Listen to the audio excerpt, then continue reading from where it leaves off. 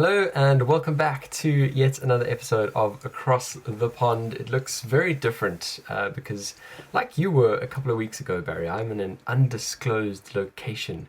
I know we talk like we are some Secret Service spies with these very We are, important Chad. What do you mean we talk like we are spies? We are spies. Don't give it away. with these really important undisclosed locations. But yeah, it's good to be here. It's good to be here. I'm sorry I'm a little late for those of you who are tuned in live, but better late than never, right? Indeed, Chad. I know it's been a crazy couple days for you, so we'll give you a pass on this one. I know you set up in absolutely record time. For those who don't know, normally Chad takes a long time to get all his equipment ready and tinker with all the bits and pieces, and that's why it sounds looks so good. But today we're going for a more kind of homegrown acoustic approach here, Chad, without so much the tech. Minimalistic. Barry's been giving me lessons behind the scenes here on letting go on perfectionistic tendencies, high production quality, things that kind of maybe hold us back from creating. I mean, I don't have my usual, full on setup with like all sorts of lights and stuff, but I mean, what do you need, right? You just need you, me, Barry, some great stuff to talk about, and I think we've got a great episode ahead of us. Yeah, I'm really looking forward to it. A wide mix of stuff. There's lots of variety in tonight's show. And so, Chad, I don't know about you, but I'm keen to get stuck in. Should we get stuck into the week that was? Let's do it. The week that was. So we're starting this one off on a rather somber note. Of course, we are talking about Prince Philip passing away at the age of 99. Quite a high age number, Barry. A decent life, certainly. But obviously one that the country and the world at large are mourning, rightly so. And for those of you who maybe don't know who Prince Philip is, he is of course the Queen's husband and consort, has been for the last sort of 7 decades. A man who was born in Corfu, a wonderful sort of Greek island, which I still one day want to go and visit, and also has some sort of Denmark heritage. Him and his family were kind of forced to leave because of a coup at the time. Settled in Paris and sort of managed to work his way into the UK. Ended up going to naval school, joined the Navy, did a lot of good work there. And it was actually, during escorting a sort of royal assignment that he met the Queen to be. Obviously, at that stage, she was not the Queen. And, of course, got married, did all that kind of good stuff. And, he stayed in the Navy at that point until she got the tragic news of her father's passing. And, of course, was then, carried, then had to hold the crown and was essentially coronated. So it was only at that stage that he actually left the Navy, but did a lot of good work there, during his time. And of course, throughout the war and all the rest, there was a lot of building of that relationship through letters throughout the war. A trying time and something that I guess none of us can relate to, having all of these instant messaging and all sorts of stuff that we have today. And so, yeah, he's been her consort ever since. A tragic passing, Barry. Lots to talk about in terms of his character, a much-loved man, as I said, throughout the UK, but certainly throughout the world. And, I kind of look at all of our conversations about the crown and, everything I've seen this past week in terms of past clips of him and all of the good stuff that he's accomplished in his life. It certainly seems to me that his character was portrayed pretty well, and he certainly is a man that we've missed. Yeah, it's one of those things that it's a little bit strange for me because my only recollection of him or any knowledge of him comes from The Crown itself, and so Yeah. you never quite know like how accurate some of that is, and it's obviously dramatized and whatnot for good TV. And so it has been interesting to kind of see how all the tributes have been coming in and all the information has been coming in about his life, trying to like reconcile that with what we saw in The Crown, right? Yeah. And like you say, he was this man of honor, this man of duty that all of a sudden got sucked into this royal family and became king almost out of nowhere because of the abdication, and had to like completely change his life. And in The Crown, we see him going through a lot of anxiety and stress about this new role he has to play, and he did it for decades and decades and decades. And so, yeah, I like you say, I think it's a great innings. 99 is a really good place to get to. And it's one of those things where it's a reminder of how long this royal family's been in power. Like, it's crazy to think how long that they've been the Queen's consorts, and how long Queen Elizabeth has been on the throne. It really has been a long era of reign, and it'll be interesting to see what happens to the royal family. Of course, we've spoken about some of the drama and some of the theatrics behind the scenes in the last little bit, but a moment to look back on his life and to kind of mourn the death of Prince Philip. Absolutely, and I mean, of course, on that king part that you're talking about, Barry, obviously talking about her father, who tragically passed away, and she was obviously Queen Elizabeth, then cast into duty, but completely agreed. Definitely a life we're all going to mourn, and a good innings nonetheless. But death is never a good thing, no matter how long you seem to last, type of thing. And Queen Elizabeth herself is 94. It's actually going to be her birthday in a couple of weeks' time. She's going to be turning 95. And Barry, obviously, after a week of mourning or whatever the case is, she's back to doing some royal duties. So the royal family are basically taking 2 weeks to mourn, but they're going to be doing duties that are sort of related. And so, this duty that she was on today was, one of the most senior kind of members of her staff. Being replaced, kind of thing, and she's back at it, and that I guess talks to the resilience of the monarchy. It's about the duty, it's about that sense of duty to the country, and kind of getting on with it. But let's sort of stop for a moment and talk a little bit more about Prince Philip and a bit of his character. Talking about that marriage and how they lasted so long. Some of the humorous things he spoke to about tolerance, really, being one of the key values in having a marriage that lasts so long, and making a couple of jokes about saying that the Queen has plenty of that, and also just a lot of his antics as well. I've seen clips of a photo shoot of the royal family, and he's sitting there, obviously quite impatient about it, in his older years, actually saying to the photographer, just take the fucking photograph, really. And I think that sort of sums up how I think about him. When being asked from press, are you well, he kind of retorts with, do I look ill? All of those kinds of things. And I think I certainly related to him quite a lot, for not being so stiff, if that makes sense. Being prepared to, I guess, be a bit more human and have a laugh every now and then too.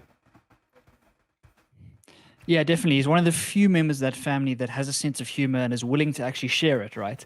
Is willing to be the butt of the joke, is willing to make mistakes in public. And there's tons of bloopers you can find of videos of him making mistakes at various occasions and whatnots. And he laughs it off with absolute glee. Like, he doesn't take himself too seriously. And that is very rare for someone who's born into a family like that, right? Or was kind of pulled into a family like that. The whole idea is you're supposed to be this perfect, idealistic person, and you're supposed to hold yourself with a certain kind of gravitas and a certain sophistication. And he just was able to be himself. He was able to kind of recognize that part of his character was that humor and was that wit and that sarcasm sometimes. And so that's really refreshing. And I hope that that's what comes in the next generation of the royal family. It's what's desperately needed. We need more people. Well, if the royal family is to survive, it needs more relatable characters, right? It needs people who can crack a smile and crack a joke and can kind of do what Prince Philip did.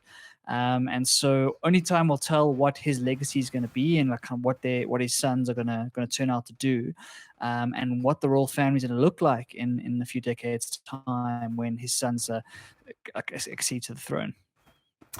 Absolutely, we'll have to sort of wait and see for that. But as we stand right now, his funeral is scheduled to happen this weekend, I believe on Saturday, and within sort of palace grounds, within the chapel, within palace grounds, and only 30 people can attend. Now that's obviously in line with COVID restrictions. The Prime Minister Boris Johnson was offered a seat to the funeral, and he gave it up for family. So that's also something really interesting to know. But of course, wherever you are in the UK or rest of the world this weekend, I'm sure you're going to see some coverage of that. So definitely something to keep an eye out. Talking about coverage, though, Barry, I found something quite interesting.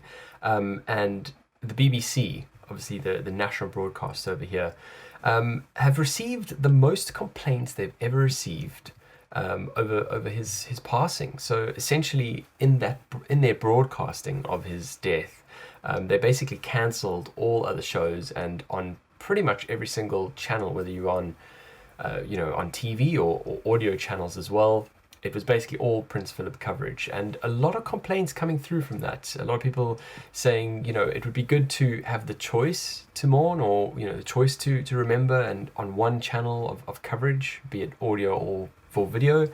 But by kind of having it on all channels, you almost don't give people a choice to consume any other content. And so they've received over 100,000 complaints, which is, like I said, the most ever in history. I thought that was quite interesting. It is interesting, but it doesn't surprise me one bit, to be honest, Chad. I think that the royal family has operated for a long time, assuming that everyone is bought into the idea and everyone's bought into kind of the circumstance, right, and the way they run themselves. And the BBC and all the news sites and media sites kind of carry on that momentum. But I don't think that the majority of the UK are actually fully on board with the royal family at this stage. They probably have one of the lowest approval ratings or lowest kind of audiences in a long time. And so I can imagine people might get upset if a whole week's programming would be completely dedicated to this man, especially in the middle of the controversy around the family itself. And so it is a strange one. I think it's obviously tradition that you want national mourning, and you want to kind of use whatever platforms you can to mourn the death of the king. But I can imagine why people get upset. And I, for one, am glad I'm not the person receiving those phone calls and those emails, Chad. That's for sure. Absolutely. Well, we've seen so many of these complaints coming through over the last bit, and all does seem to be related to the royal family. Of course, I'm talking about the Piers Morgan complaints after the Meghan and Harry interview as well. So yeah, interesting to hear that, and I certainly will keep an eye out this weekend for the coverage of that funeral, and as you know, I'm sure it'll be quite an affair this side, and I'm sure they would have wanted it to be an even bigger affair had COVID not been kind of in the way. But yeah, Barry, just talking about COVID being on the way, all of that kind of stuff. One of the reasons I was late today was because I've kind of actually gone into the office again this week, and have started commuting, and London is, for all intents and purposes, back. Crowds all over the place. The tubes are definitely starting to get a lot more busy. It's quite a strange feeling, but typically when I would have been cursing at crowds of people on a tube station, or to try and get past people when I'm on my way to where I'm going, I'm actually quite happy to just be alongside other bits of human life. It must feel really surreal, Chad. Like you said, a couple of weeks ago, you were sitting at home feeling quite down about the whole situation, feeling like locked in a cage in a sense. And now things are starting to get back to normal. And so I can only imagine what they must feel like. Obviously, here in South Africa, we don't come into contact with that many groups of people because I don't really use public transport and those sorts of things. So I can't quite relate to what you're saying, but I can understand that it must be quite a strange experience. And I wonder how long it'll take before it feels normal, Chad, or before it kind of fades into the distance and you don't realize that you're breathing on the person in front of you on the tube. I honestly think it'll be only a couple of weeks before we get back to hating having everyone all around us. But yeah, I certainly will let you know as it gets on. I did want to quickly, even before we got started on the week that was, there's something I missed. And I wanted to say, kind of happy holidays, or best blessings to everyone who's celebrating Ramadan, in this coming month. I know it's a tricky time of fasting as well. And so if you have kind of colleagues or friends who are going on Ramadan for this next month, I guess you do need to be a bit more courteous and understanding with energy levels, all that kind of stuff.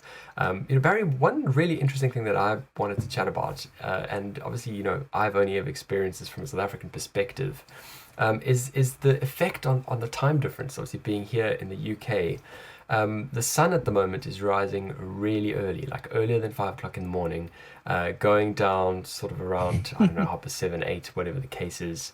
It's a long day of fasting, and if we were when I was back in South Africa, the schedule was certainly a lot more forgiving.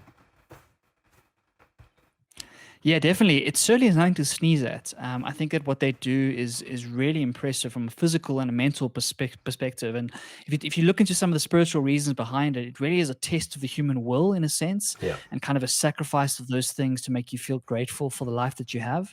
And what I find amazing is I was watching the cricket today, South Africa playing Pakistan, and obviously a lot of Pakistani players are Muslim and were fasting today, but they were out there playing sport in the hot Yeah, Pretoria incredible. sun. They were running like crazy on no food, which is absolutely amazing. And so it's just a reminder, like outside of the religious aspects, a reminder of what the human body is capable of, and kind of those physical limitations we think we have on ourselves. But if you actually just use your mind, the mental can overtake that.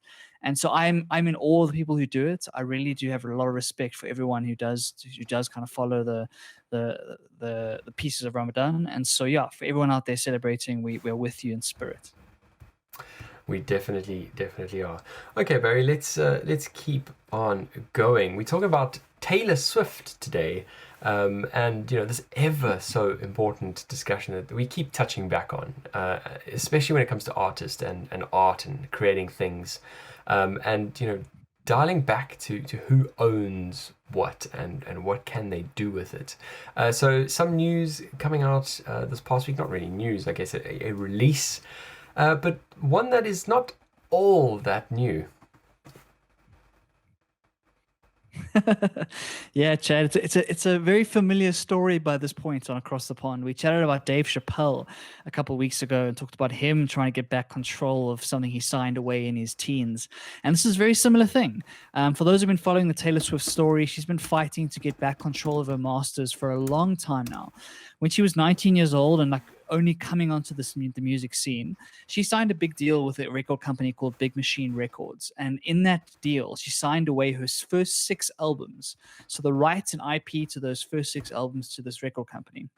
And at the time, they were taking a chance on her. She was this unknown singer with potential, but no clue about what kind of a superstar she was going to become. And in 2008, her second album was called Fearless, and that was the one that kind of catapulted her into superstardom, Chad. I'm sure everyone will know the hits off that album.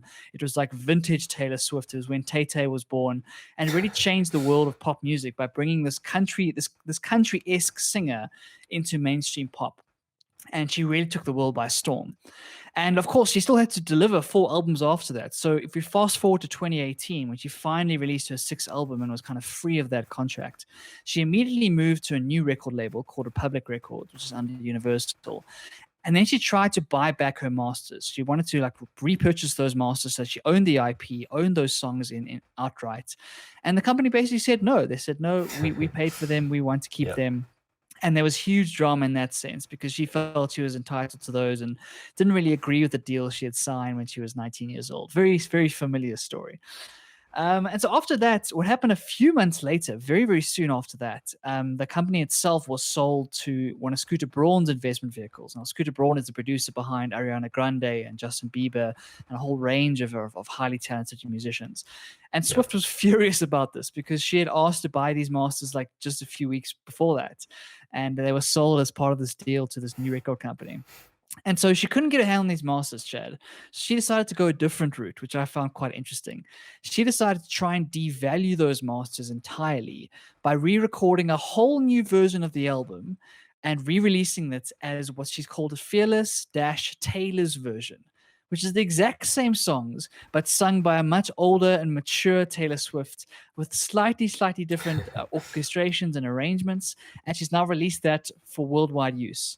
And the reason she was able to do this was because she was a songwriter on all those early songs. So she still has, I don't understand the IP entirely, but she still got a piece of that IP. And so was able to release these new versions. And is now asking her fans to, rather than streaming their original album, stream the new one. And that is fascinating to me.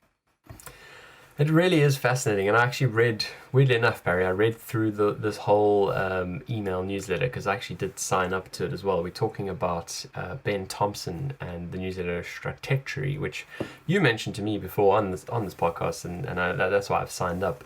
But seldom to actually go and read through the full thing. And kind of part of how she's been able to do this, I guess, is having that element of control of the audience. And it's a key distinct kind of change in the music industry overall, where previously you basically had these masters, which were that was the final product, and ultimately the person who was able to control the sales of that was one in control, and that was normally the record label. Whereas now it's kind of more split between actually paying money for music and also controlling attention. And so, for me, the fact that she's actually been able to lobby her fans to, in future, basically switch all of their listening to this new version, which is Taylor's version, and that's very specifically branded on the album cover, is quite remarkable. Really, it really is quite interesting. And of course, even being able to do this is something that you wouldn't have been able to do in previous decades' time, because of the fact that ultimately, if you had already bought a CD, what were you going to do? Were you going to sell that CD and go and buy Taylor's version again? No, you would have listened to the one that you had.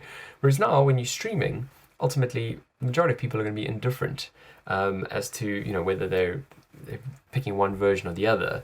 Obviously, with the added incentive of loyalty, and for those who are super fans of Taylor, it certainly isn't too much to ask. When it comes to listening to your favorite track. It really shows how sticky intellectual property actually is. And like you say, Taylor's actually got the control here because she's got the audience. She's got that loyalty like you speak of. And so you can write on your balance sheet that your IP is worth tens or hundreds of millions of dollars for this old piece of masters, right? And all of a sudden, overnight, that value can halve or can go to a quarter of what it was. And so it's a reminder of how how tricky these things are. And I think, Chad, we're moving past those days of these really predatory record label contracts, because artists are realizing that if they can control the distribution, if they can control the merchandise, if they can control the bits and pieces of their business, because all these barriers of entry have come down, why do we need record labels at the end of the day, right? Anyone now, Billie Eilish showed we can record an album in your bedroom and release it and become the world's #1 artist in no time. And so I wonder what the future of record labels is going to be, because there's so many of these stories, we keep bringing them up, of these superstars who decide, hold on a minute, we've been taken advantage of in the past because people didn't really realize what those albums were going to be worth in the future, and now we're taking back that power. But just to revisit one of the arguments we made in one of the previous conversations, is that we have to remember these record labels are taking risks, right? And they deserve to be rewarded for these risks. For every Taylor Swift that Big Machine Records signed, there's probably 100 other artists that you don't know the name of because they didn't work out. And they paid the same amount for those masters as well. And so it's a really difficult decision here as to where does the commercial value lie and who is entitled to what. And if you sign a contract when you're 19 years old and then become the world's biggest pop star, like, do you have a right to then turn back time and kind of take those rewards from the person who believed in you in the beginning? And I'm a bit conflicted on that. Yeah, I felt the same feelings on this too, to be honest. Just because things maybe didn't play your way, ultimately you did sign a contract and you were kind of bound by that. And now the fact that you're able to change, so dramatically like this, and have the benefit of the record deal, which propelled you into fame and stardom, and now that you maybe have writer's block, or it's just a case of, I know I'm being very strong here, and for those Tay fans, this is nothing personal. Potentially a case of you're gonna get so much hate mail, Chad. Now you wanna profit doubly on that. So it is interesting, and when you do look at music and royalties and how it all gets divvied up, you're quite right, Barry. So the master is all it is as soon as you take music from what they call the ether and you put it on any form of medium, that then becomes a master. And obviously the person who facilitated the recording of that will get paid a certain amount every time that song is played. But naturally, you do have the songwriters and the performers on each of those recorded tracks, and so they would always have got an allocation of royalties. But naturally, she wants the full chunk of the pie. And I'm keen to see what the sort of numbers are going to be on this album. And most importantly, Barry, I wanted to ask if you've even listened to it. Is it even good? Is it any good? Is it even better than the first one? What's your rating? Yeah, so Chad, I did go and listen to it because I was curious as to whether she made any significant changes or any like speeches maybe halfway through one of the songs. And from my ear, I don't hear much of a difference, to be honest. And granted, I haven't gone and listened to the old one, so maybe I'm just maybe it's like my memory's not that good, but it seems very similar. It's the same old songs that we know and love. But Chad, was quite nostalgic because I haven't listened to that old Taylor Swift music in a long time, and so it was quite nostalgic. But what I found interesting was that how quickly I was able to switch to that new album. Like, there's no reason for me to go back to the old one. Sure. Like, just like this, I'm going to listen to Taylor's version whenever I listen to those songs. And so it was a nice little trip down memory lane, Chad, and I didn't hear anything completely bizarre that I wasn't expecting. Okay, cool. I need to go and give it a listen. It certainly has been a long time since I listened to that album, and we'll kind of check it out again at some point. So keen to do that. And I mean, of course, Barry, this is talks to that conversation we had not too long ago about Dave Chappelle, who was able to basically cut his audience from watching the networks, from watching his show, and ultimately managed to release his own sort of version, and after getting all of those eyeballs off the screen, he managed to get contacted by the producers and struck another deal, which is interesting because he obviously tried to go down that route first, and was given a firm no, and only after actually controlling the eyeballs and redirecting them off of the content, the producers figured, well, if can't beat them, just join them. The customer always wins, Chad. The customer always wins. And if you can get the users on board and on your side, you can do anything. We've seen how Uber has managed to change regulations all around the world when it comes to taxi cab companies, just because of the weight and the power of the social pressure to make those Uber rides as convenient as possible. And so this is yet another example of how if you actually control the audience, if you have the customer base and the audience on your side, then contracts don't matter as much as you think they do. Unfortunately, it's one of those things where you hold the soft power in that relationship. And if you're able to wield it and use social media to your advantage, you can really like move mountains. And that's a great example. It's the same thing, Chad, when you have a complaint with a service provider or a restaurant or something, and you go to Twitter to shout your mouth off. 100%. The reason they respond Yep. to you there is because Yep. it's in public, right? Compared to emailing them and never getting a response, you make one tweet in the public, and all of a sudden there's 14 different customer service representatives trying to send you free chips or free burger, or whatever the story is. And so it's a great example of using the power of the crowd to get the right thing done. Yeah, and weirdly enough, in that example, Barry, I think it's a great example. That applies regardless of how many followers you have. I mean, I have hardly any followers on Twitter, and of course, while we're there, I'll give my Twitter handle a little plug for those watching live. But I've done this so many times, and it's been really effective. Like you say, where the other channels just don't compete.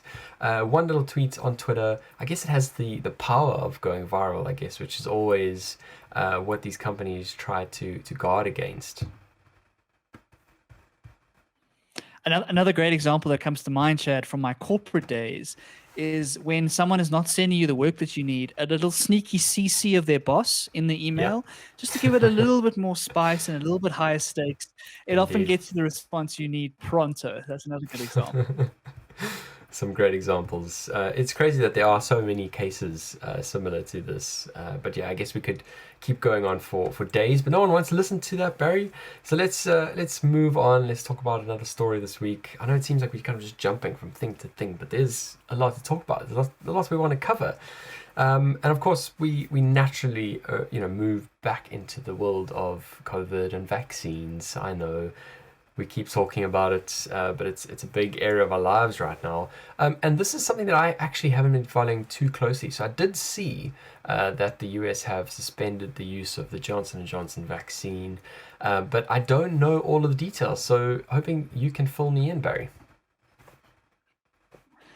I'm going to try my best, Chad, but it's one of those stories again that has been completely misrepresented by the media, and I feel like it's been blown out Right. of proportion to a ridiculous extent.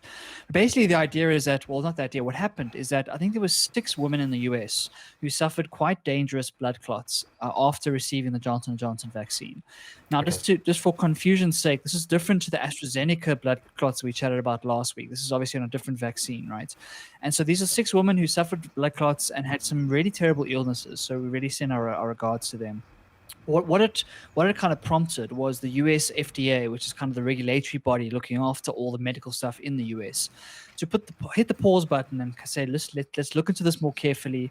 And let's make sure we know what we're doing before we proceed with giving out more Johnson & Johnson vaccines. Now, at this point, there's already been 7 million doses that have gone out to Americans around the country. And so for 6 people out of 7 million is a tiny, tiny percentage, right? So it's really nothing to write home about. It's nothing to get super worried about. But unfortunately, what I think is going to happen is that people are going to start to be put off by these vaccines because of these stories that are coming out, right? And so I think it's important that we investigate these things and we figure out what the actual reality is.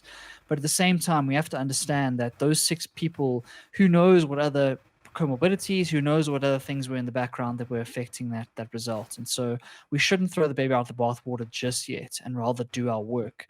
And where it comes to this side of the pond, Chad, is that the South African Department of Health basically did copy paste on the press release and pasted it here in South Okay. Africa. And so Okay. South Africa has also suspended any use of the Johnson & Johnson vaccine, awaiting the results of whatever investigation the FDA is going to do in the US.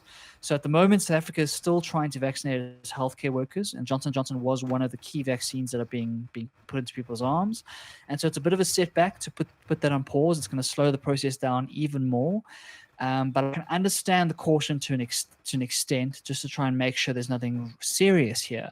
But I'm hoping, Chad, in the next couple of days or maybe a week or two, we can get some more information onto what caused those clots, and hopefully it's good news that we can get back to where we were. Yeah, it is a really interesting one, and it's exactly what we chatted about last week. Obviously, talking more about AstraZeneca and the Oxford vaccine. But I had a very interesting discussion with a friend this week, and just talking about blood clots generally speaking, and female specifically, talking about the pill. Now I don't know. Obviously, I don't know too much about this, Barry, but I believe there's a really really high risk of or higher risk of blood clots with the pill, and people have been happy to roll that out into kind of 16-year-old girls going back into time. So why is this different? I mean, obviously, chatting to from a female perspective, it certainly seems worrying in terms of just, I guess, the gender, conversation and people in, decision-making positions, happy to sign that off, for the ladies who are taking the pill, but not happy to sign it off on a kind of wider vaccine rollout that's going to be cast to both genders. But it certainly is an interesting discussion, because here we are talking about a risk of blood clots to protect something that basically causes death, whereas of course on the side of the pill, it's something that a lot of ladies take to prevent birth, kind of thing, and of course a whole bunch of other reasons, including sort of hormone regulation and that kind of thing. But I think it is an interesting discussion to have, Barry. Yeah, I think so. I think what the interesting conversation to have is looking at the probabilities and the numbers here. Like you say, the pill causes way higher percentage of blood clots than any of these vaccines do. And so it's worth keeping that in mind. And like you say, putting that into perspective, like we are so bad as humans as thinking in a statistical way. We're so bad at understanding what 6 in 7 million actually means as a probability or as a percentage, right? And so this is a great example of just kind of rejigging our assumptions and our anchor points in our mind to understand that there are a lot of other medicines that have even worse side effects that we are more than happy to take for various reasons. What I don't think is a fair comparison to make is regarding the gender thing. I don't think that this is a based comparison at all. I just think that we're in a state with this vaccine of absolute fear and stress, and we've been through a chaotic time as a world in the last year or so. And so I don't think it's the case because it affects women, we can let it go, but when it affects women and men, then we kind of have to hold the brakes. I don't think that's the point, but I think it's just a side effect of what we've been through as a world in the last year, that we want to make sure we do this right. And there is so much drama and misinformation out there about vaccines that this kind of just feeds those narratives and gives those anti-vaxxers ammunition to then go out and write headlines and talk about these stories in a very sensationalized way. And so I think it's important just to take a pause when we see a story like this and really wait for the data to come back before we make any sort of rash decision. I don't think that this is anything to worry about at this stage. It's still absolutely minuscule numbers. And as we've said, compared to some other medicines that we take on a regular basis, it really is nothing to worry about. And so I think it's important for everyone not to get carried away with headlines and not to kind of run around in their WhatsApp groups screaming, the sky is falling, the sky is falling. I think some patience here is important. Let's do the investigation. Let's figure out exactly what's going on, and then we can make a decision from there. The lucky thing is we've got tons of different vaccines that are in production. Of course, Johnson & Johnson and AstraZeneca are not the only ones that are in production. And so hopefully we can find a way to kind of get around this and kind of figure out what's going on with those blood clots. But hopefully they are just kind of anomalies, and we can get back to vaccinating as quickly as possible so we can get the world back on its feet. Let's hope. I think that plea for kind of normality and calm and all that kind of stuff, rather than spreading misinformation, is a good way to tackle it until we have more info, which will come in due course. I think we just need to be a little bit more patient. Obviously, these things are very new, and it's only when this sample or this population of people who have received them grows big enough that we can actually start tracking all of these kind of trends and figuring out these anomalies. So I think that plea is a good one to have, Barry. And do your part in not spreading misinformation. I just had to be the devil's advocate in suggesting a little conspiracy theory there, Barry. So we're gonna keep on the somber note that we started off with at the beginning of the episode. And this is rather unfortunate because we had quite a really distressing conversation however many months ago. It's kind of approaching on a year, Barry, I don't even know, when George Floyd was murdered, and basically we kind of at the same point now this week with a guy by the name of Daunte Wright, who was also killed in Minnesota. And to be honest, it's not a story I've been following awfully closely. I've kind of been under a rock this past week, but I did catch up a little bit on my way back this evening, and just watching that kind of 1 minute clip, which really lets you always, as the viewer, kind of decide on where you stand on this. And lots of commentary coming through from everyone, in the public eye, talking about how kind of ridiculous this is. Ultimately, a guy gets pulled over. I think it was a warrant that had been outstanding or something like that. He then gets asked to kind of get out of his vehicle, and is in the process of actually being arrested. And at that point of the video, he kind of seems to break away, or seems to try and flee the scene kind of thing. And it's at that point that you hear the female police officer screaming, "I will taser you, I will taser you." And so you see him kind of rush back into his car and almost get ready to drive off. And she fires this weapon that is in her hand. Obviously, having said "I will taser you," infers she thought it was a taser, but it turned out to be a gun, and she actually shot him, and he is now dead, unfortunately. That police officer has resigned, as well as the police chief. But it's this continuing conversation, Barry, that is really quite devastating to keep talking about, the police brutality specifically. And one of the most important details I missed is that Daunte Wright was a black man. Yeah, Chad, it's a story I haven't been following that closely, unfortunately. And so I'm running off some of the stories that I've read in the paper, and like you say, how you've laid it out now. But it's a really terrifying and tragic story of absolute gross negligence if it's played out exactly in the way you just laid out, right? And unfortunately, the PR and kind of the optics of this look really bad because we've talked a lot about police brutality on the Black community in America, and it's yet another video that kind of comes out and reinforces that idea and that narrative, right? And injects more and more fear into these interactions between black people and the cops in America. Every single one of these videos you see, you start to worry about your own safety in your own cities around the country, right? And it's a horrible indictment of what a police service is supposed to be. These people are supposed to be highly trained. They're supposed to be able to handle high stakes situations. They really shouldn't be making mistakes like this at all. And of course, there's going to be lots of conspiracies that come around with this as to whether it was a mistake or not, and all of that chaos that's going to come with it. But again, it opens up this wound that we've been trying to heal, Chad. It kind of pours salt in it once again and brings it to the forefront of the zeitgeist.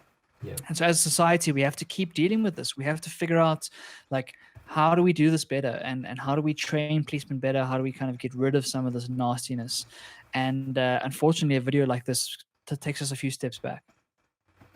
I agree. I definitely do. I mean, it just reminds me of you kind of reading through the narrative in Malcolm Gladwell's latest book, Talking to Strangers, and just talking about, I guess, you know, this pulling over people for these, looking for that needle in the haystack, and ultimately not giving these people a fair enough chance, you know, to say their side of the story, kind of thing, jumping to conclusions. I mean, of course, like you say, it seems, certainly from the statement, it seems like it was an accident. But I mean, it's really hard to say it was an accident when you've got a family that's grieving, that are never going to see their sort of 20-odd-year-old son again, ever again. It's not one of those mistakes or accidents, you know, you can ever kind of forgive in a way. Yeah, definitely. It's one of those moments that's going to live in the minds of everyone affected for the rest of their lives. Like, that sort of trauma changes people. That sort of trauma has really devastating impacts on both the family members, but also the police officer herself. Like, if Yeah. if she's going to live with that live with that for the rest of her life, it's going to be absolutely traumatic. So yeah, our hearts and our condolences go out to everyone affected. I think it's a horrible, horrible situation, and another conversation it brings up, Chad, is like the use of guns in America. Like, we've got a Yeah. couple of shootings in the last couple of months that we haven't covered, and so the gun violence and the kind of the gun rights and laws in America still remain a hot topic, as to like how many deaths we see from these sorts of incidents. And so I don't know where I stand on the issue. I'm not well educated enough to understand all the nuances. But yeah, it drags up so many societal discussions. One 1-minute video can really kind of open the bag and remind us of all the stuff that we haven't fixed just yet. 100%. And it's just, I guess it's just that reminder that, you know, even though the ongoing kind of Black Lives Matter protests are not happening kind of as they were, you know, after the passing of George Floyd, these issues just don't just go away. You know, as much as the news cycle is quick and kind of stops giving it traction, it just kind of reminds us that, like you say, Barry, it's an important issue that needs to get the attention that it deserves. And I really do hope that, you know, now that Biden's in, there's going to be some changes on this front, and certainly for all of those Black Americans, you know, just being able to live normal lives without always kind of looking over their shoulders. Yep, it's vitally important that everyone feels safe in their skin and kind of safe in their local environments. And the moment that isn't the case, something is deeply, deeply wrong. As a South African, we can sort of relate to that feeling of never feeling quite safe in our environments. Like, we've chatted a lot about on this podcast about how we aren't able to walk our streets with want and abandon, right?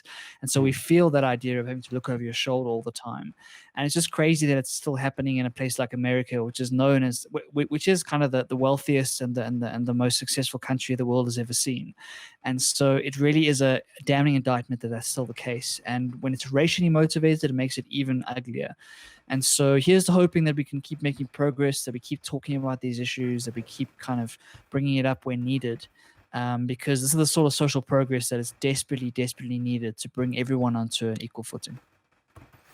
Absolutely. Well, we'll just keep kind of extending that progress further to the right, Barry, until that bar eventually gets filled up, and everyone gets to live the lives that they deserve to live, really.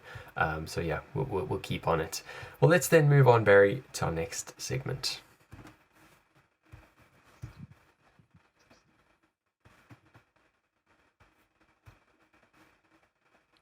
So, Chad, I watched a fascinating documentary on Netflix. It feels like every week we're talking about Netflix recommendations, but I can't help myself, Chad. I watched Yep. this amazing documentary that I just wanted to share with you and all the listeners. And it's a documentary called Three Identical Strangers. Have you heard of this, Chad? I haven't heard of it, aside from your newsletter that caught me up a little bit this week. Anyone listening who has not heard of it, you'll find a link down below. Sorry, have not heard of Barry's newsletter, shall I say. You'll find a link down below in every single one of our episodes to the All Things Barry. Sign up to his newsletter. It's a great way to start your week. But no, Barry, I haven't heard of it. What is it all about? So it's a fascinating story that comes from the 1980s, and I didn't know anything about it until I got recommended by a friend to go and watch this thing. And let me try and explain a bit of the plot. So basically what happens is that there's this 20-year-old guy or 19-year-old guy who goes to university for the first time, right? He arrives at this campus, he doesn't know anybody, he's kind of on his first day, he's got those normal first day jitters. And on campus, he starts getting greeted by tons and tons of people. People are saying, "Hey, what's up, Eddie? How you doing? I didn't realize you're coming back." And girls are hugging him and kissing him on the cheek. And he's very confused as to, wow, people must be really friendly here on this campus. He's very, very confused. And eventually he gets to his dorm room, and someone else comes up to him and says, "You're not Eddie, are you?" And he's like, "No, I'm not Eddie. Like, my name is Robert," or I think his name is Robert. And basically what happens, what he figures out was that he has an identical twin that was at that university the year before. And the only reason he found this out was because that twin's friend kind of realized that this wasn't the real Eddie. This was like an imposter, but looked exactly like him. And so they set up this meeting where these two identical twins meet for the very first time. And it's this crazy moment where after 20 years of not knowing they had a brother, of being adopted as a kid and kind of thinking they were just abandoned by their parents, to realize that they've got an identical brother. And when they see each other for the first time, and it's basically like a carbon copy of they look exactly the same. It's this crazy moment of like absolute chaos. Like, oh my word, I've got this identical brother. This becomes like a national story. It gets covered by the press. They go on TV shows together. It becomes this whole big deal. And then the story cuts to another part of the country where another guy is reading the newspaper and has this moment of looking in the newspaper and seeing two versions of himself. And they find out that there's a third identical triplet who looks exactly the same, and again has not met these guys. Catapults the story into another stratosphere, because then the three of them meet and are absolutely flabbergasted by the fact that they are these three identical triplets that were separated at birth. And at that point, the documentary, it's very much like a very feel-good story, Chad. It's this idea of how these three people have found each other in this crazy, crazy world. And this is before social media, before Facebook, before any of that stuff. So it really was a very strange occurrence to find these sorts of things out. As they start to dig into what the reasons for them being separated at birth are, they find out there's a rather dark underbelly to the story. Okay. And the truth of the matter is that they were unwilling participants in a study looking at separated twins. So what happened was there was this thing called the twin study where they wanted to test the age-old question of nature versus nurture, like how much your character and your personality and your life success comes from what the genes that you inherit, and how much of it comes from the upbringing that you kind of go through. And so they figure out that they were part of the study, and not only them, but there were 19 other sets of twins who were part of the study unwillingly, and were kind of separated at birth from the same adoption agency and seeded into different families, and then were tracked over their whole lives. And it's just the most amazing story, talking about this incredible opportunity of meeting their identical brothers for the very first time, and in this crazy ethical discussion about how the hell did these researchers kind of get away with this? Were they able to separate these brothers at a young age and kind of get away with this? And the study has never been published. All the results are held under lock and key. The researchers have disappeared. It's very, very kind of all over the place. But this documentary has started to resurface some of this drama. And Chad, I just found it a fascinating human story. Really, really crazy. That really does sound fascinating. I mean, I didn't even know you could get identical triplets. I've only ever heard of identical twins. I mean, they can't be that common, Barry. No, I don't think so. I don't think so. I think they are very, very rare, and that's what made it such a special kind of moment. Is when you figure out there's a third one, it's absolutely insane. And chat, I don't know about you, but I think I would lose my mind if I was walking down the street and I saw like an exact replica of me at age 20, and I didn't know I had a brother. Yeah. I think I would be. Thought I'd be hallucinating. It would be an absolutely insane experience. I can't imagine what that must feel like. Well, it definitely sounds like something to watch. I mean, it sounds like a fascinating experiment. I mean, all the ethical considerations aside, I'd love to know the results of that, because this nature versus nurture debate is really a fascinating one to follow. I mean, do you have any sort of views on that at this as it stands at the moment? And even if there are any, not fully fledged ideas, I'd definitely be keen to hear your thoughts on it. But it certainly sounds like a really fascinating experiment, even though for obvious reasons, ethically it seems like quite a strange one to actually mandate and carry out. Yeah, it's really hard to say, Chad. It's one of those experiments that are almost impossible to kind of pull off because there are a gazillion different variables that play into it, and it's very hard to isolate nature versus nurture in its entirety.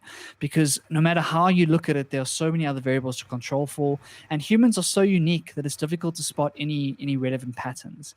And so, based on the documentary, they kind of say they don't say very much. They almost say there's a mix of both. So I think it's very key that it is nature and nurture. It isn't like one or the other. A lot of our personality does come from our parents and does come from the genes that we inherit, but a lot of it also comes from the kind of life that we live. And so I think it's an interrelated mix of both. I don't think it's academically honest to kind of say either way that there's some definitive answer because Yeah. it just isn't, right? But what I found fascinating was just a reminder, because often we overestimate nurture, I think, because we know our own life story and we kind of think back and we understand that that's what's made us who we are. But I don't know about you, Chad, but I've had these moments every now and then when I look at myself and a mannerism or something that I've done, and I'm like, Yeah. damn it, that's my dad. Like that's exactly what my dad would have done or said Yeah. or whatever. And so those moments when you're a bit older and you realize, oh wow, they've influenced me way more than I realized. It's a little bit scary sometimes. It really is. So 100% agree. Having grown up, with kind of divorced parents and only seeing my dad every couple of weekends, it really is quite astounding how many of those mannerisms have followed through, and whether that is nature or nurture.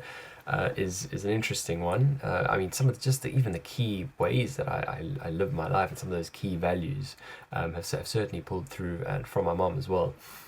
It's a fascinating discussion, but this documentary series definitely seems like something that is worth the watch, not just for the kind of science and the behavioral thinking behind it, but just from that moment of realizing that you're not alone. There is another bit of your kind of blood and skin floating around, and someone who looks exactly like you. That sounds quite crazy. So I'll definitely go and check it out. Barry, is it just a one-part series? I know we've seen documentaries of multiple parts released on Netflix too. Is this just a one-part series? Is it quite a long one, one sitting, or do you want to kind of spread it out across a couple of viewings? No, it's definitely one sitting, Chad. It's one piece of about an hour and 20 minutes. So you can get through it over a pizza this Friday night. So I definitely recommend giving it a go. It's nice and short and it's really entertaining. Like I really enjoyed it, like you say, beyond the weird ethical dots. And also what's quite interesting, and I think I didn't touch on, Chad, was it does focus a little bit on mental health. And it Okay. asks the question is if mental health is something that is heredited is inherited. Sorry, what am I saying? And the reason that is the case is because when they are digging into some of these twins and some of these test subjects, they realize that an awful lot of them from the parents' side had mental health problems and had some sort of mental struggles in their life, whether it's depression or anxiety or even crazier things like schizophrenia and stuff. And so some of the controversy and some of the allegations is that maybe this was also a mental health study to see if like your depression or whatever could be inherited through your genes, or whether it was because of the upbringing that you brought up with. And at the end of the day, they figured out, or they clarified that that wasn't part of the study, and some of the notes didn't really talk about that. But it's a very interesting undertone to this thing, and you wonder whether the mental health part of it was also part of the conversation. So all in all, it's just a really fascinating piece of documentary, and I can't believe I didn't know about it, because this thing happened in 1980. I'm sure you saw the big hair in those photos. It really happened a while ago, and so it's crazy to think it's only coming to light now. Yeah, crazy, and that all that footage is intact. You know how much I appreciate that kind of thing, Barry. I mean, kind of just thinking about the Michael Jordan, The Last Dance series, and looking back at all that old footage, all unpreserved. I certainly do appreciate it quite a lot. There's another documentary that I've been meaning to watch on Netflix that I think we'll talk about at some stage, but I haven't just yet. But I guess why not give it a bit of a tease for when we do eventually talk about it, because all of my friends are telling me to watch it. Is called Seaspiracy, and I'm sure you kind of expected that to come out of my mouth. Have you watched it? I mean, I don't want to go too much into it, because I think we will certainly cover it in another episode once we are both up to speed. But I'm sure you've heard a couple of things if you haven't watched it. I haven't watched it yet, Chad, but I've heard lots about it. It's on my list. But I for one, Chad, I'm flabbergasted that they didn't call it conspiracy. That is just an absolute slam dunk that they missed out on. And I'm absolutely devastated that they called it Seaspiracy instead of conspiracy. Come on. This is the same man who missed the glaringly obvious Across the Pond cast, which, was quite a moment for us as well. So Barry, after that kind of decision, I'm intrigued by your disgust. Fair point, Chad. Fair point. 1-1. I'll take the loss. Oh, gotta love it. Yeah, great name anyway, regardless. So we'll have to watch it and, kind of catch up on it once we're both up to speed. But nevertheless, let's move on to our next segment.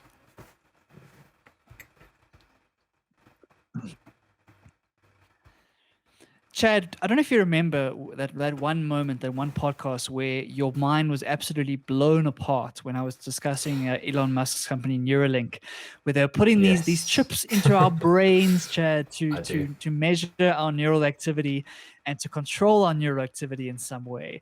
And we chatted about it at length at that stage. We chatted about how they were doing it in pigs at this point. And there was a fascinating video released by Neuralink in the last week, Chad, called Monkey Mind Pong. And what the video shows is absolutely bizarre and crazy. And Chad, I think prepare to have your mind blown once again. What the video shows, it shows a monkey who has learned to play the game Pong with its brain, with its mind. Right. So for those who don't know, Pong is that simple game where you got these two paddles on either side of the screen and you're batting a ball back and forth to try and score points against each other. And so what happened is they kind of took this 9-year-old monkey who's quite smart and well trained. They've implanted the Neuralink into its brain. And so what they were doing was they were measuring the neural activity as it moved a joystick around on the screen. Right. So it had this little like straw where it was getting fed a banana smoothie, I believe, every time that it got points. So that was kind of the reward mechanism to keep it playing. And it was using the joystick to move the thing around and play the game. And they were measuring the neural activity during that process and matching the neural activity to what is happening on the screen until they got an algorithm that could determine what the monkey was thinking and compare that to where the paddle must move. Once they had that algorithm and able to then disconnect the joystick entirely, play mind, which is an absolutely insane thing to see, Chad. And so basically he played Pong with his mind, with this Neuralink, and I think that's absolutely insane. Yeah, fascinating. I mean, I do remember that episode very distinctly, and my reaction to it. I mean, this is obviously very early stages. I mean, this level of tech was supposed to do a whole lot more than play a video game. But you can't kind of look you can't not appreciate these big kind of breakthroughs, because it's with something almost trivial like this that you are then able to build onto the next level of sophistication until it is finally, like you say, ready to put into a human brain, which is kind of crazy. And I mean, based on that footage that we just threw up on screen while you're talking, it certainly looks like this is something that they were able to do fairly quickly and without much fuss really. All you need, like you say, is an algorithm that's able to detect the kind of any kind of trends while he's busy playing this game and learning how to play it, while using a traditional method or apparatus to kind of control where that grid is going. And so yeah, I found that pretty fascinating just watching that little clip as well. Definitely a worrying step of progression on this project. Yeah, Chad, worrying is an interesting word there because I agree with you. It is a little bit of a weird one and it's quite bizarre, but it's got some really interesting positive use cases that people often don't realize. And even though you say it's a trivial thing, it's a parallel what we're trying to achieve with this technology. If you think back to what we chatted about in the past, one of the major kind of breakthroughs they're hoping to get with this is trying to help some of the mind-body connections that might have been severed with people who are blind or who are deaf or who are struggling with mental stuff where their brain is not talking to their limbs or their organs or their body, right? And what this is an example of is kind of mapping those neural pathways for this monkey and translating that into actual action. And so if you kind of translate that into a human experience, what if someone is very capable, their brain is very capable, but their mouth doesn't work anymore, their vocal folds or their eyes or whatever. But what if you're able to map kind of those neural pathways and connect that to vision or to hearing or to any of these other sensations? You could really change lives with that. And so while I think it's still very early stages and it's still a long way away, it's exciting to me, Chad, because it kind of points to the future that we might be able to unlock with this sort of technology. And even though it sounds weird to drill a hole in our skull and put something in there, for people who are disabled and who are struggling with these sorts of things, this represents a really exciting opportunity that might come around in our lifetime. We might see this happen. And so even though we're going to see lots of sci-fi movies and lots of conspiracies about it, of course, I'm quite excited about the possibilities, Chad, I'll be honest. Yeah, strangely enough, it's something I've been thinking about quite a bit this last week, because my fiance told me she saw a guy running without any arms, and we kind of chatted about it, like what is a life like without arms? Like how difficult must it be to do anything really? And tech like this could make that life a bit more manageable. So I agree with you. I'm sorry for calling it trivial. I agree. It is actually quite a big step. But in terms of the rest of the intentions of this, when we first had our initial discussions, they were certainly aspiring for a lot more than those kind of accommodations. So whilst it is a great step, there certainly is quite a way to go as well. For sure, we're still decades away from seeing this in any real way, Chad. I don't think it's going to happen tomorrow. I think there's lots of testing still to be done. Of course, a monkey mind and a pig mind is very different to a human mind, so we have to keep that in mind in our sights. But this is looking ahead. I said mind so many times. I was trying to avoid it, but anyway. Yeah, so it's one of those things. As we look ahead, Chad, we look to the negative and the positive. Again, this kind of tool is neutral, and it depends on how we use it and how we implement it. That's going to determine kind of its impact on the world. And so I'm very curious to see what kind of world our grandchildren live in, Chad, and whether these are part and parcel of their lives or not. And if it can bring relief, if it can bring kind of an end to suffering for so many people, maybe that's a great way to go about it. We'll have to wait and see. Absolutely. Hopefully it can. Hopefully, like you said, within a decade or maybe even shorter, we can get these sort of accommodative benefits from this kind of tech that would make a whole lot more people's lives a whole lot more manageable. Let's then move on, Barry, to our next segment. Develop and grow. I'm quite keen to hear this one, Barry. I mean, I haven't really. I've just pulled it up here on the side, but I'm pretty keen to hear you talk about it. Of course, Chad. Let me give you the background story as to what prompted this sort of idea. I went for a run on Tuesday evening with the goal of doing like a good solid 10K run. I was like, okay, cool. I'm getting back into Okay. my fitness game. Like many people, I completely wasted away during lockdown and I put on lots of Yeah. weight and I became an absolute couch potato.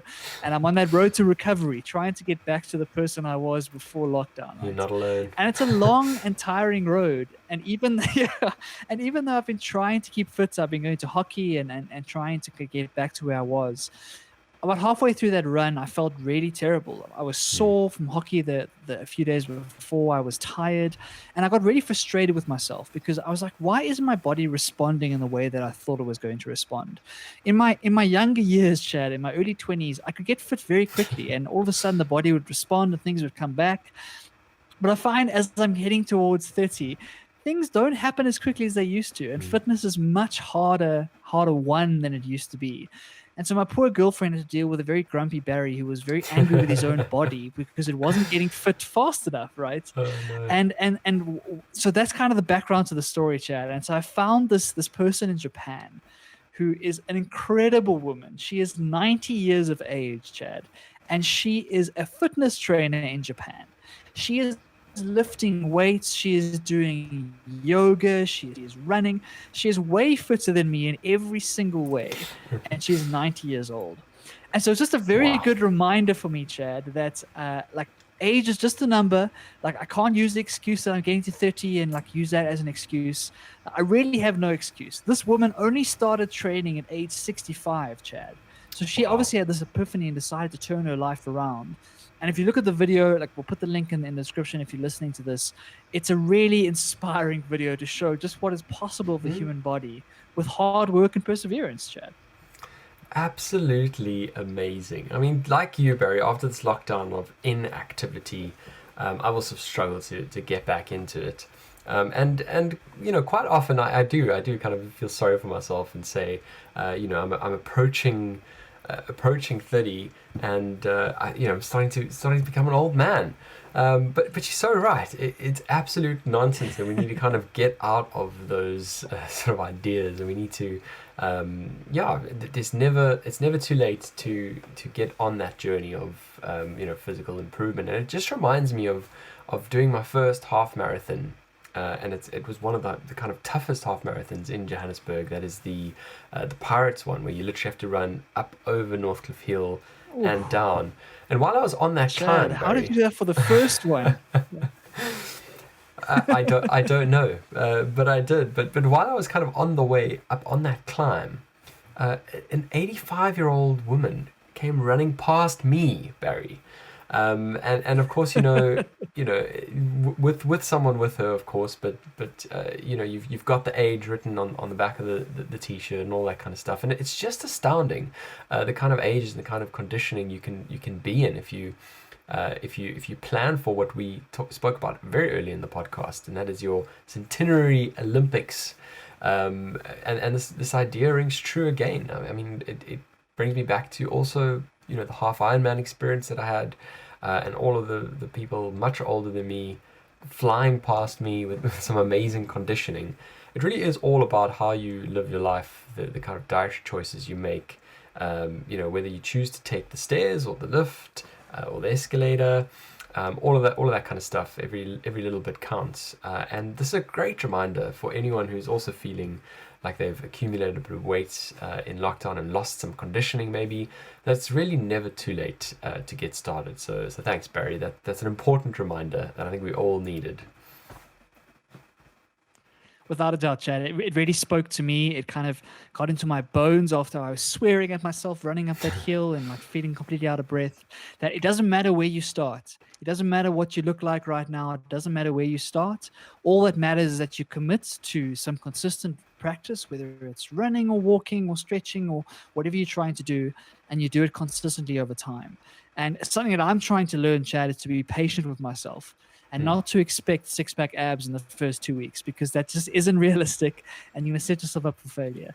And so what I am very bad at is being patient enough just to keep doing the reps, keep getting out there, keep consistent, and know that it will come back in time if you keep Yeah. doing the work. but you can't expect after your third workout to be like, why isn't my body changing? Why isn't my belly going down? Why aren't these things happening, right? It really takes time. So for everyone out there who's feeling in the same boat as me and Chad, have patience, and just keep working, because if this person can do it, if this 90-year-old Japanese lady can do it, then anyone can. Amazing. Well, what better way to end off this episode than an inspiring message just like that, Barry. Thanks for bringing us some Develop and Grow gold as always. Now, this episode has been challenging. It's been tough. New location, technology has not been playing balls for the first time. For those who are listening afterwards, basically this live broadcast was a bit of a nightmare. It's actually 3 live broadcasts because it cut out so many times, but we managed to get there in the end, Barry, and I think we had a good episode nevertheless. It's not always going to be your day, but it's, I guess, what you make of it that counts. Exactly. And so my apologies from my side. I'm sure it's my Wi-Fi. That's what I think has been the problem. But thanks for bearing with us. If you're listening to this after the fact, hopefully it doesn't sound too disjointed. But anyway, we got our Chad. We got another episode in the bag. And that's what matters. Consistency over perfection, Chad. And that's what we have to keep telling ourselves. Absolutely love it. Well, thank you very much for tuning in, whether live or otherwise. We love having you on the show, and we look forward to welcoming you back again, same time, same place, on Across the Pond.